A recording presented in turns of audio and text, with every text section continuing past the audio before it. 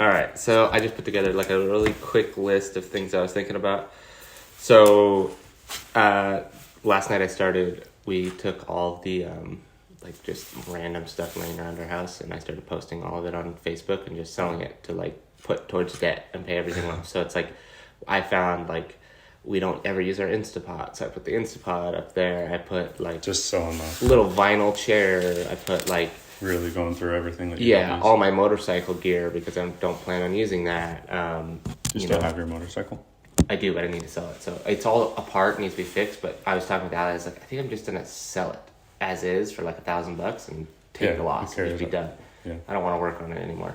So like all that kind of stuff, I'm just going through and just selling, weeding out my old bike because I don't use it. It's too small, and like just everything that we can get our hands on to sell, I'm just selling on Facebook. So just kind of selling all that and putting it towards debt right now. But my first like YouTube video that I'm thinking about is going to be talking about paying off debt or whatever. And I'm going to try to get clips of all this, like grabbing all the stuff and like walking through the house, finding stuff and like all the B-roll of that kind of stuff.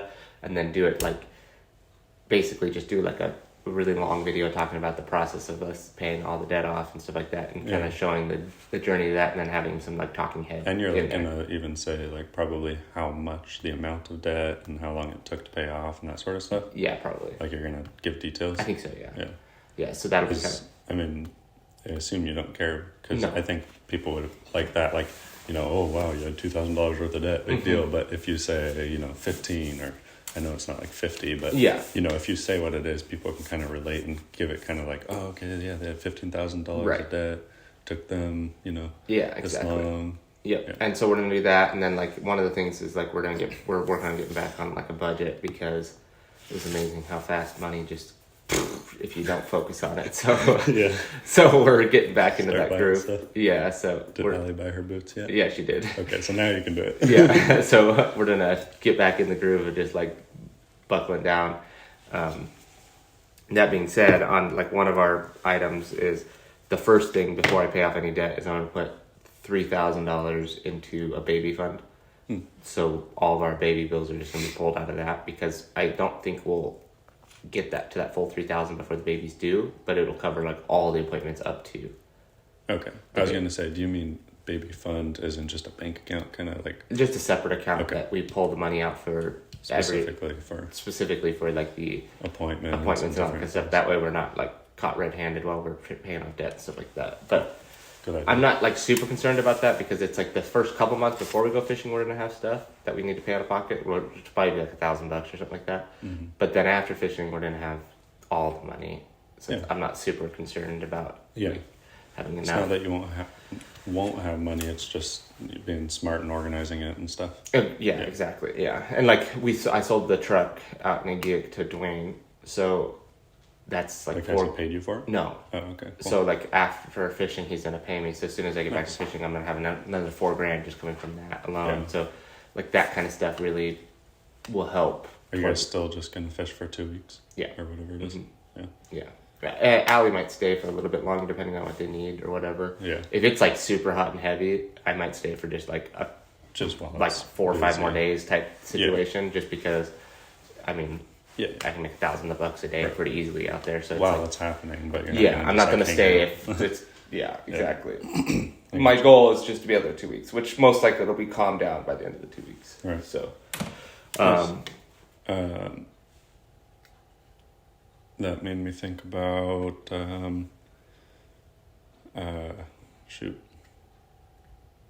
selling stuff. Oh, so you're. 3,000 that you said you're going to set aside. Are you like? Is that what? Where'd you get that number? Did you quickly kind of estimate some things? I just kind of pulled. I wanted to have half of the deductible paid for. Okay. It's kind of what my idea was. Is like if we got half of it paid for, it's. And so, what about? That's not factoring in actual like birth. No. Right. That's not no. Because my thought was after fishing, I'll just lump some of the rest of it. More of it in there. Back down, to... Yeah. What are your thoughts on doing that? Like, are you going to do a new bank or how separate of an account are you I think I'm just going to do it. I don't ever use my savings. Okay. Or like maybe a money market. I'll open a money market in the bank and just throw it in there. And so then I can transfer really easy to my main account every time we pay. Okay. And then, like me and Allie were discussing it, I'm like pretty certain that if we have like a normal pregnancy, I don't think we're gonna hit our $6,000 deductible, based on what everyone's telling. Yeah. Really? Based on what everyone is telling me, they're saying like if it's a normal pregnancy, it's like $4,000. Wow. So, which kind of sucks because it means that we'll just pay the entire amount out of pocket, and then it's going to roll over the following year. And still good, whatever. Yeah, I mean it's fine, but then we're still paying the $160 some a month. So, because your deductible is 6,000, yeah. And you can't change it, or it's just not worth it because then you're. Well, you can't change it for the birth. The birth is going to be 6. You're locked in. Yeah. Oh. Because we notified them before they changed it. So. But also that would have made your monthly more anyway. So. If you change it. Yeah, exactly. I gotcha. No, it's not that big a deal. I mean, $5,000, $6,000. No, it's not that much money really in the grand scheme of things. So it's better to pay 4 and not hit your deductible than hit your deductible and have to pay 6. Right. Exactly. Yeah. So we're gonna do that, and then I think I'm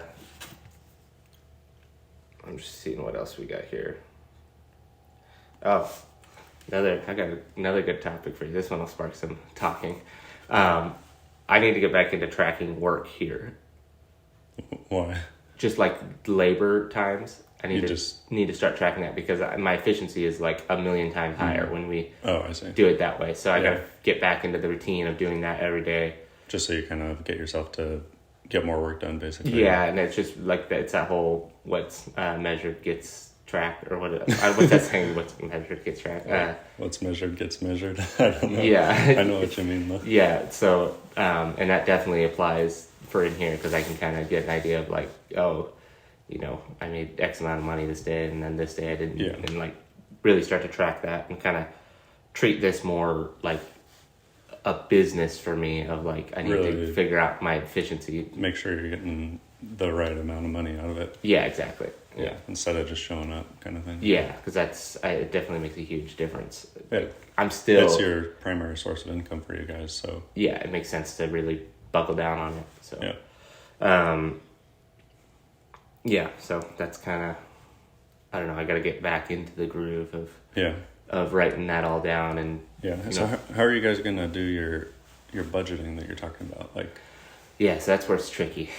For one, the big thing that comes to my mind is that you guys don't have an exact amount of money you make per month, right? Because yours fluctuates a lot. So I've dealt with this before. Well, I dealt with this for like my entire life, so it's not really been a change. So like, what I do is I budget out all of like the fixed amounts of expenses. So like I can kind of come up with an idea of how much electric is going to be, gas. Yep. I know how much rent's going to be. Even food, car insurance, health insurance, food. We actually set the budget on food. So like maybe it's $150 a week or whatever it is a week. Actually, 150 is pretty high for us. Usually we can get by with like 100 actually, if we're really being frugal. Yeah. But if we set our budget at whatever it is, we just have to abide by that. And what we were doing before is the envelope method, which is just like every month we pull out $400 cash. Are you gonna go that route? Probably, yeah. And then you put it in an envelope, and that's what you get to buy for groceries that week. And then if you has have anyone yet invented a digital envelope they method? They do have that. It's called Cube, and I signed up for it, and they never sent me the debit card. Huh. So they asked if I got the debit card, but I never got it. So I want to redo it, but it's basically a debit card in its own bank account, and you put, let's say if your budget for the month $3,000, put your full $3,000 in there, right? And then when you go to check out, you just open the app and you it's put kind of like food, like you expense it to a certain account. Yep, and it pulls it from that, and then it'll decline the card if it's not if you don't have enough in that account. Right. So it's like a really forced way of making sure. So that's what I would like to do because it's nice for like gas, for example, is one that's like really nice to have an expense. Don't use cash. Yeah. So I think we'll try to get that again. The envelope method. The other thing too is it's kind of like tangible. I know, I do like that about that. Yeah. It's just the extra effort to go pull out cash and paying with cash sometimes a hassle. Yeah, so For some stuff, it's not a big deal. No. Food, really, like, for us, it's not that big of a deal because the only thing that we really have to, like, I'm going to have to pay for gas no matter what.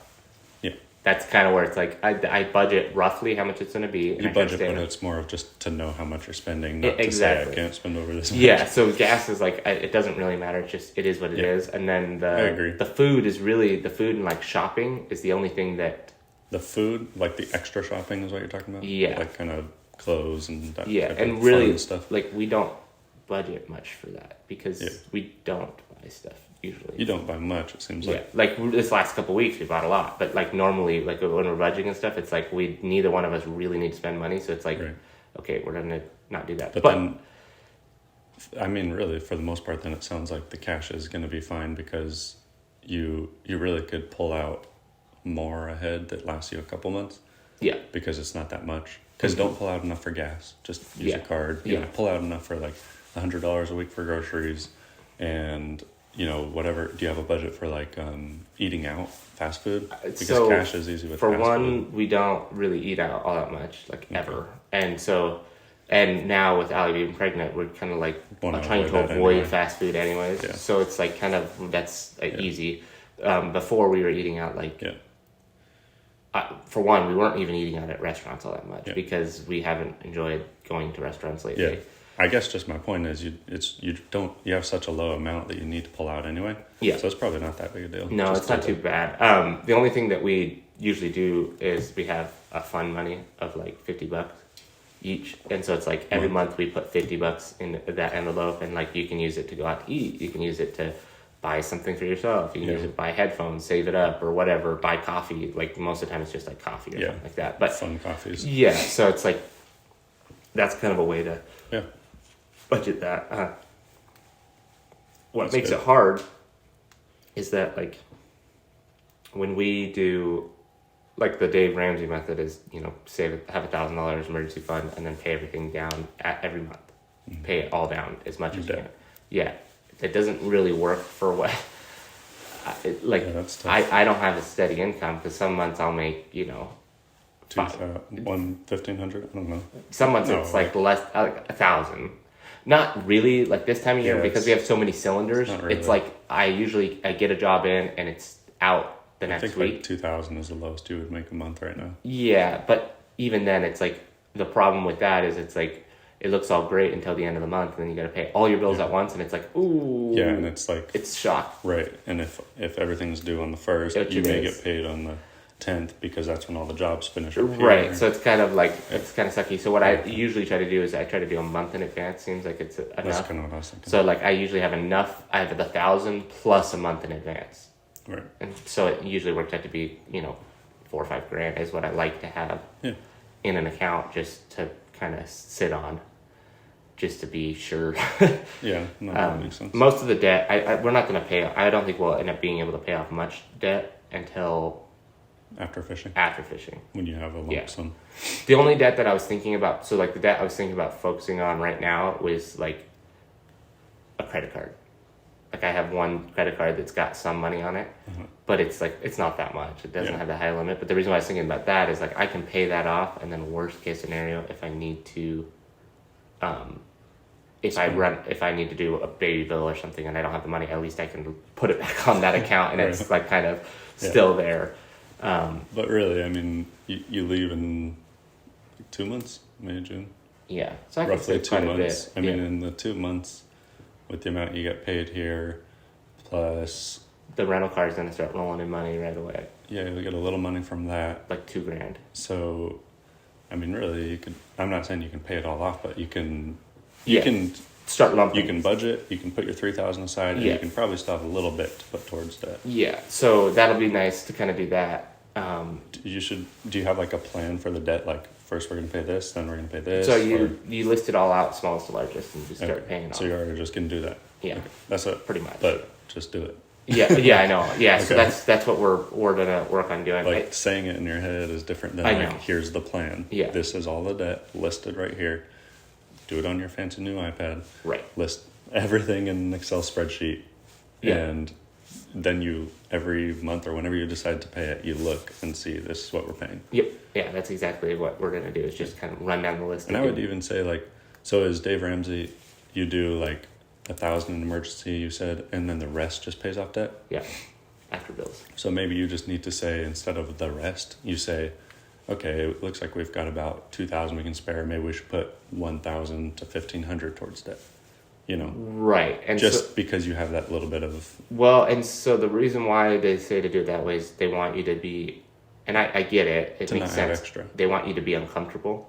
No, I get like that. They want you to look at your account and go, but it's different if you had a consistent 2-week check. Yeah. It's different than you. I'm saying leave that buffer only for the sake of you may take 3 weeks to get paid next. You know, right? Yeah. So that's kind of why I'm not so concerned. And the other thing that's weird is I know with almost 100% certainty that as soon as I get back from fishing, I can pay 100% of my debt off and have my entire full-size emergency fund done. So they recommend 3 to 6 months, which I think is good with a baby coming. I agree. It's I want to have that cushion of in a separate account. We don't ever touch this. This is just for emergencies, especially with our high deductible medical. It's it's nice to have an account. At least be able to hit that. Yeah. So I think we're just going to dump $10,000 into that emergency fund, which means that depending on how the fishing goes and how we do in budgeting and stuff, before even winter rolls around, before the baby's here, we can have the whole baby paid for, all the debt paid off, our emergency fund, and probably already purchased the second car, maybe even the third. Second car for renting. Yes. Yeah. Which is... Yeah. Or at least have some of the money towards it. Yeah, exactly. And then just a couple weeks or months of working and you'll have the rest. Oh, yeah, it's not that hard to come up, especially if I can rent the other car. I'm hoping to be able to rent it for another little stint of this summer for a high price again, even if it was $1,000 a month for 3 months. Then that would really, basically, I'd pay for the other car entirely off of that. But yeah, it's basically like what you said, because fishing, you don't know what you're going to get. Yeah. So you wait and see how much that's going to be, and you don't even get paid for it right away, right? Dwayne will probably pay me pretty close to right away. But yeah, it might be a little have some of the money at least. Yeah, he'll probably give me some money. Okay. Yeah. So, but still, you won't know the amount even until you do it. Right. And then you can kind of say, okay, that was really crappy. All we can do is pay off debt, and that's it. Yeah, exactly. Or we have a ton extra. Let's buy everything. Yeah. Buy the cars, pay off debt. Yeah, and then maybe, and that's what I'm thinking that we might actually have enough to get both, or one extra car, and probably have a sizable down payment on a cheaper lot. And get that right away, and just get the payment coming in. Just get it on finance. Land locked in. Yeah, which would be kind of sweet to be able to do that this winter, started. And then try to find a $30,000 or $45,000 lot. Yeah. Just put 20% down. I would say the biggest issue there is going to be the availability of land right now. It's pretty good right now, actually. I was looking this morning. There's not that much available. There's not that much available, but it's really starting to open up. Man, there's a sweet cabin lot right now for sale that came on listing today. Nice. It's literally the point of Mackenzie. Oh, wow. That's where waterfront. You want to be, though? What? That's where you want to be? No. Oh, okay. I was saying for a cabin, Airbnb. It doesn't have road access. You have to take snow machine. Wow. But it's barely on the snow machine. Yeah. But it's literally 300 feet of frontage, and you look at downtown Anchorage. Wow. It's pretty cool. I was like, oh, that's pretty awesome that's nice. available. Cool. All right, let's get back to work. Yeah.